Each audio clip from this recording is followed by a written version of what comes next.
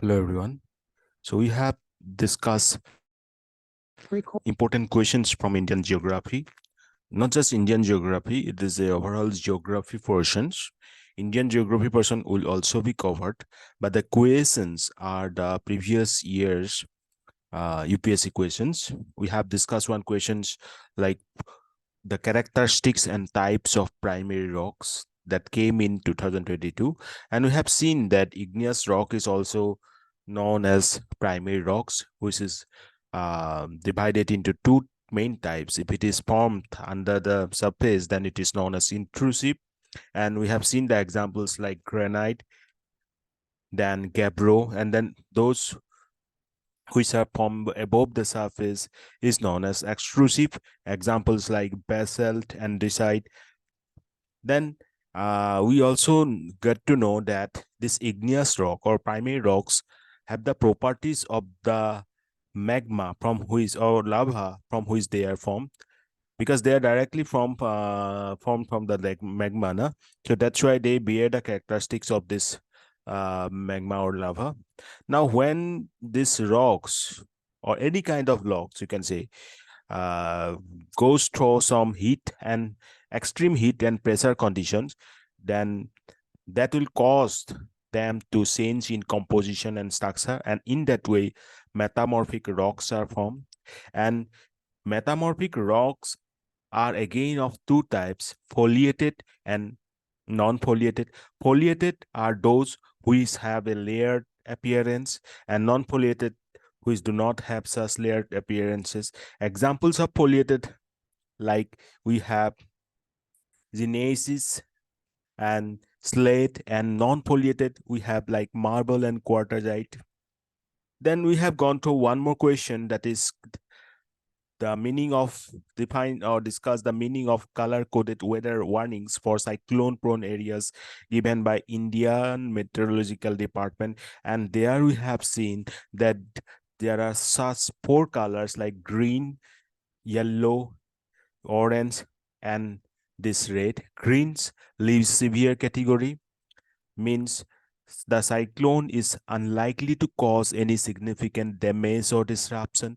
Yellow, kind of warning, which indicates that cyclone is expected to cause some disruptions, such as strong winds and heavy rainfalls, and that public is advised to be vigilant and take necessary precaution. Then orange is more severe condition, that cyclone is likely to cause significant damage and disruption, and publics hereby advised to take necessary precautions and be prepared to evacuate if necessary.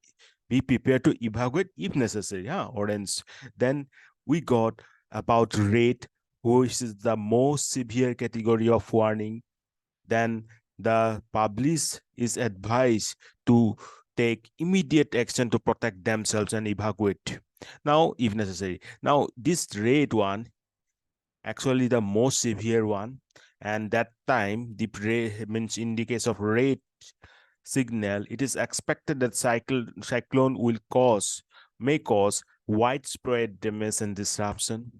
Then we have gone one more important questions, that is ozone layer depletion and efforts being to protect that. Ozone, have seen that ozone is a protective layer found in the lower portion of the stratosphere. Remember, lower portion of the stratosphere. And this ozone layer acts as a shield to protect the earth against the harmful ultraviolet radiation from the sun. So আমি কি গম পালো যে ওজন যেটো হয় ওজন layer হেতু আমাৰ যেটো স্টেটোস্ফিয়াৰৰ লোৱাৰ পৰ্চনত থাকে, মনত ৰাখিব লোৱাৰ পৰ্চনত থাকে। আৰু ওজন লেয়াৰ ডিপ্লেশনটো প্ৰথমবাৰৰ বাবে আইডেন্টিফাই কৰা হৈছিল early 1970s. Then it is a gradual thinning of the Earth's ozone layer in the upper atmosphere caused by the release of ozone depleting substances.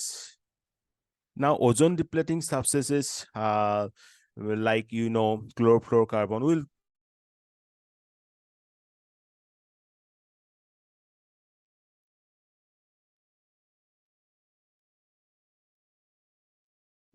Sorry, due to some network problem. Okay. In the 1985 itself, Vienna Convention adopted some kind of rules for the protection of ozone layer, and a kind of agreement, you can say, more appropriate word will be agreement, that according to the convention, the parties were to promote cooperation on the efforts of human activities on the ozone layer, and to adopt legislative and administrative measures against activities that likely to cause adverse effect on the ozone layer. That is according to the 1985 Vienna Convention. Then came the Montreal Protocol on ozone depleting substances in 1987.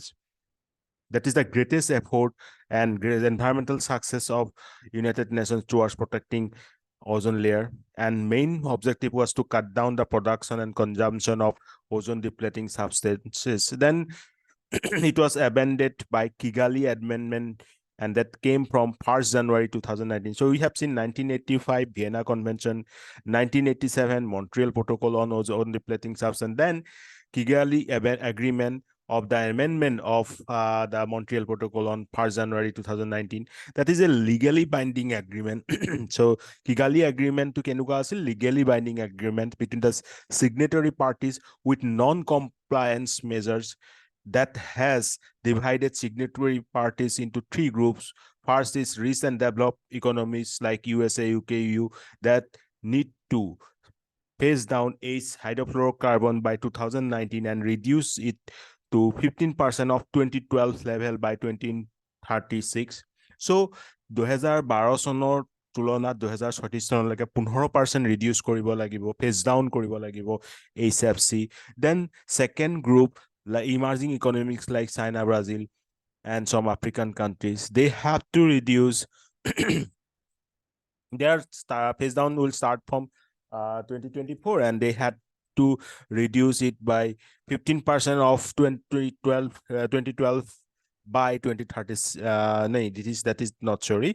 I'm really sorry. Then this second group is actually the emerging economies like China and Brazil, and the first group, first group to rich and developed economy কাৰণে আছিল USA, UK নিচিনা, যি 15% হ্ৰাস কৰিব লাগিব 2012 তুলনাত কেতিয়ালৈকে 2036 লৈকে, আৰু তেওঁলোকৰ ফেজ ডাউন ষ্টাৰ্ট হৈছিলে 2019 চনত সেয়া ৰিচ আৰু ডেভেলপ ইকনমিৰ কাৰণে। দেন ইমাৰ্জিং ইকনমি চাইনা, ব্ৰাজিলৰ দৰে তাহাঁতৰ ষ্টাৰ্ট হ'ল 2024, ষ্টাৰ্ট হ'ব 2024 পৰা, আৰু হ্ৰাস কৰিব লাগিব 20% কেতিয়ালৈকে 2045 চনলৈকে, কাৰ তুলনাত 2021 তুলনাত। দেন থাৰ্ড গ্ৰুপটো আছিল ডেভেলপিং কাউণ্ট্ৰিজ লাইক ইণ্ডিয়া, পাকিস্তান আদিৰ দৰে, আৰু তাহাঁতৰ ষ্টাৰ্ট হ'ব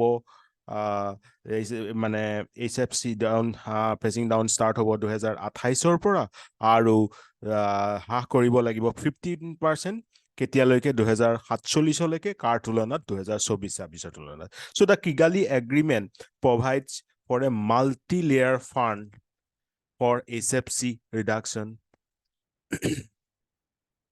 Then we concluded like the recent detection of the Ragu production of CFC-11, one of the most powerful ozone depleting gas, is a reminder that we should be more vigilant.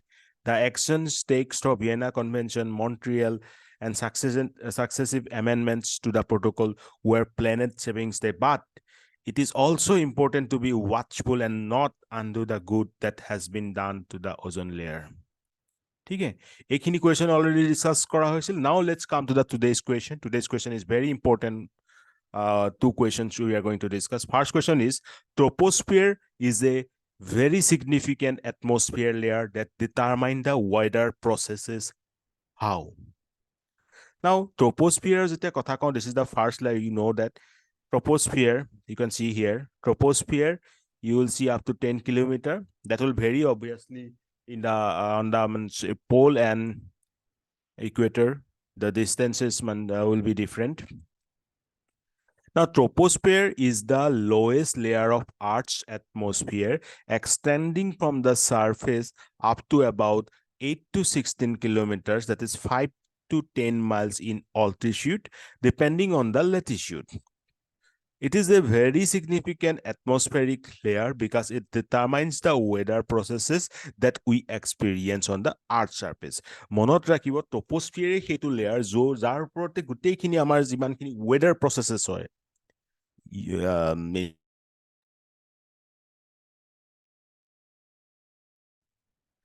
যিমানখিনি আমাৰ weather process, I am mean to say that, like, raining, that wind, strong wind, precipitation, raining, everything are happening in this layer itself.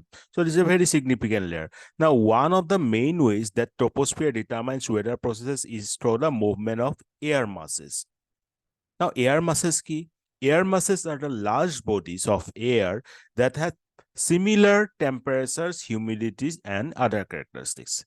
I'm saying it again. Air masses are the large bodies of air that have similar temperature, humidity, and other characters. Air masses মানে আমাৰ এয়াৰত ডাঙৰ এয়াৰত মানে packet বুলি ভাবিব পাৰে বা bodies বুলি ভাবিব পাৰে য'ত similar characteristics থাকে, like humidities, temperatures.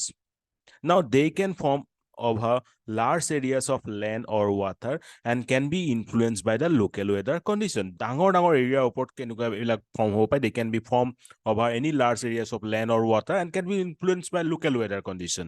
Now, when air masses move, they can bring different weather conditions with them. Let's take an example, an air mass that has formed over a warm ocean. And that will be what? Warmer. Warm ocean report which is warmer and more humid than an air masses that has formed over a cold land mass. So when these air masses collide, then what will happen? They will form different phenomena. And such phenomena like thunderstorms, rain, clouds, this will be formed. I'm repeating again. So you consider an air mass formed over a warm ocean, then that air mass will be warmer and more humid. Then an air mass which form over a land, cool land, which will be cooler. Now, when these air masses collide, then different type of weather phenomenon form. Even temperate cyclone is also formed from the collision of warm and cold air masses. I hope you all know that, right? So here also, this type of weather phenomena like rain, thunderstorm, clouds will be formed. Now, another way that the troposphere determines the weather process is through the transfer of heat and moisture between Earth's surface and the atmosphere. Our Earth's surface is just উপৰত কি আছে? Troposphere আছে. So এই দুটা এটা we know that from the winds move from what? High pressure to low pressure. Suppose on the surface, low pressure is being formed because of the high temperature, and above high temperature, above what happened, high pressure is there, means cool. So what happened? The wind will come from high pressure to the low pressure. In such cases, even cyclones may also be formed, right? So that's why here we are mentioning that troposphere determines the weather process through transfer of heat and moisture between Earth's surface and the atmosphere also. The temperature and humidity of air, the temperature and the humidity of humidity of the air in the troposphere are influenced by the temperature and humidity of the surface. And this condition can affect the weather patterns that we experience. For example, warm, humid air will tend to rise because when it's warm, what happens? It will rise. While cool, then it will be more, and dry, then they will try to sink. They will come towards the surface. Then this movement of air can produce different weather phenomena. Like, again, you can say about rain, thunderstorm, clouds. Even more specifically, you can say about, you can give examples about cyclones also, tropical cyclones, right? In the first case, I have talked about the temperate cyclone, and in this case, I'm talking about the tropical cyclone. So overall, troposphere is a very significant atmospheric layer, right? And that determines the weather processes by influencing the movement of air masses and the transfer of heat and moisture between Earth's surface and the atmosphere. So that's the way we conclude this question's answer. Troposphere is a very significant atmosphere layer. Now let's come to the next question. The process of desertification does not have climate boundaries. Justify with example came in UPSC 2020 GS paper 1. Now, process of desertification, you have to know how the desertification have actually arrived. The question is talking about the desertification does not have any climate boundaries. Now, look at this figure. You can see here loss of vegetation cover loss hoise, then what will imply increase in soil erosion. Jetia vegetation cover lahe lahe komi ahibo, soil erosion hobo.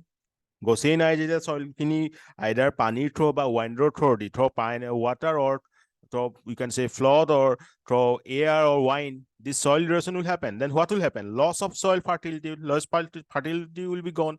Then in that case, the vegetation cover loss will imply again change in albedo, roughness, evapotranspiration, atmospheric dust. So what happened when albedo will be changed? Albedo, you know, the capacity of reflecting the sunlight. When the capacity of reflecting sunlight is more, this means that the cooler is the temperature surface, right? If it is low, then what happened? That the sunlight will be absorbed, and more warmer will be the surface. So accordingly, it will imply somewhat kind of precipitation increase and decrease condition. So loss of vegetation cover after all going to impact what? A kind of situation where loss of moisture will be there, loss of you can say precipitation will be there, and in that way it will build the desertification process. So let's come to the answer then. Now, the UN Convention to Combat Desertification states that UN Convention to Combat Desertification states that the desertification means land degradation in arid, semi-arid, and dry subhumid areas resulting from the various factors like climatic variation and human activities. So desertification means land degradation in arid, semi-arid, and dry subhumid areas resulting from various factors, maybe climatic variations or human activities. Although it's an issue that reaches far beyond those living in and around the world's deserts, threatening the food security and livelihood of more than 2 billion people, defying climate boundaries. So this is as per the definition of UN Convention to Combat Desertification. UN Convention to Combat Desertification. Hetu karone yat eta specific quantity ami dekhibole paisu ki mention korise. It is an issue that reaches far beyond those living in and around that world's deserts, threatening the food security and livelihood of more than 2 billion. Here it is mentioning 2 billion because we are following a standard definition defined by UN Convention to Combat Desertification. But the overall process is how it takes place, I already discussed. Defying climate boundaries.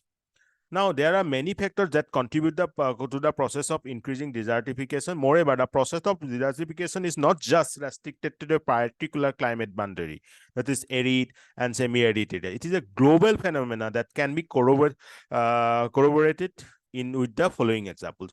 Let me tell you just one hint that when you know what will happen that the desert, you don't think that if there is a desert in Indian boundary, it is because of some Indian phenomena, Indian air phenomena, what you can say, that atmospheric phenomena that desert is from. No, you know about Third Desert, you know about Western Ghat, you also know about that the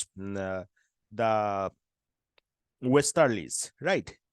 And then western disturbances, and then you can say monsoons, right? So how it is coming, how the ranges of hills or those mountain ranges are acting as a barrier to pass the wind, so that rain shadow area, the precipitation will be very less in comparison to that area where directly those monsoon winds are coming and means colliding and thereby forming precipitation over that area. But in that rain shadow region, no such precipitation is happening. So because of that area is getting less precipitation, less rainfall, and thereby moisture will be reduced, and thereby it will gradually progress towards creation of a desert.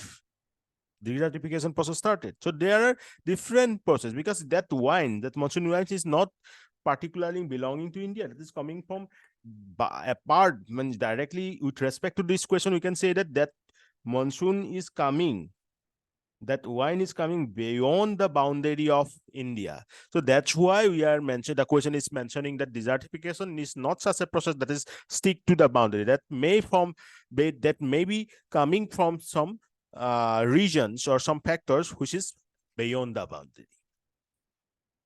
Now again, let's stick to the answer. Climate change. Climate change is a global issue that poses a threat to all progress done by mankind in the last 2 centuries. The effect of climate change is also a significant factor in increasing desertification, as the land surface is warming more quickly than the Earth's surface.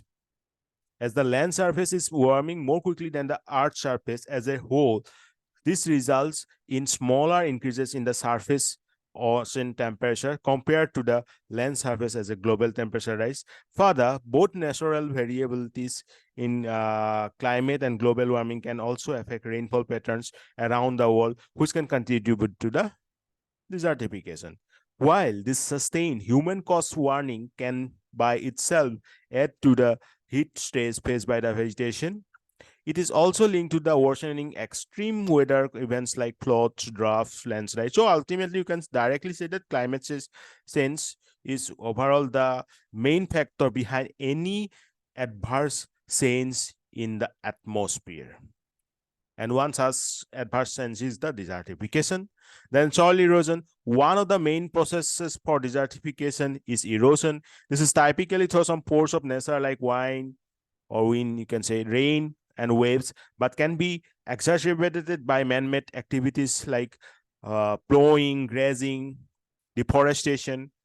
Then World Atlas of Desertification 2018 indicated that it is not possible to deterministically map the global extent of land degradation. Further, soil erosion is a global phenomenon that affects almost all major biomes in the world.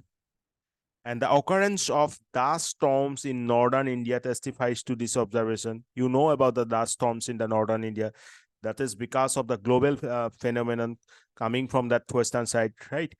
Loss of soil fertility. A loss of soil fertility is another form of degradation. In order to increase agricultural production, whether it is developed or developing countries, soils are being exposed to the overuse of fertiliser দি যায় ইয়াৰ পৰা কি হয়গে ফাৰ্টিবিলিটি আৰু কম হৈ যায়গে due to দিছ ইয়াৰ পৰা চেলিনেশ্যন বাঢ়ি যায় salinization হৈ যায় so acidification of the soil will be increased so overall what happened that soil be hours of decades will now be of no use.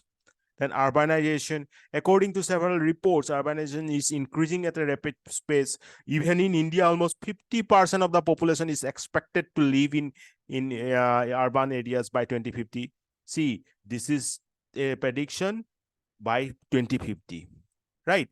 You can imagine the situation, what will happen in 2100. So as urbanization will increase, what happened? The demands of resource will also be increases, drawing up more resources, leaving the lands that usually succumb to the desertification. Conclusion, we can say like that, as can be seen from the above arguments, desertification and its impacts are not just restricted to some climatic boundaries. That's why United Nations combat for this United Nations Convention to Climate Desertification. What it said that desertification is beyond the state's boundary, right? So that's why I think this question's answer is understandable to everyone. A question to important asil. আৰু এইটো question আহিবও পাৰে the process of desertification does not have climate boundaries কাৰণ এইটো standard body UNCCD কৈছিল UN Convention to combat desertification কৈছিল so this is I think important for the upcoming examination. So tomorrow we'll go through some more questions. We'll continue this series. Till then, take care. Bye bye.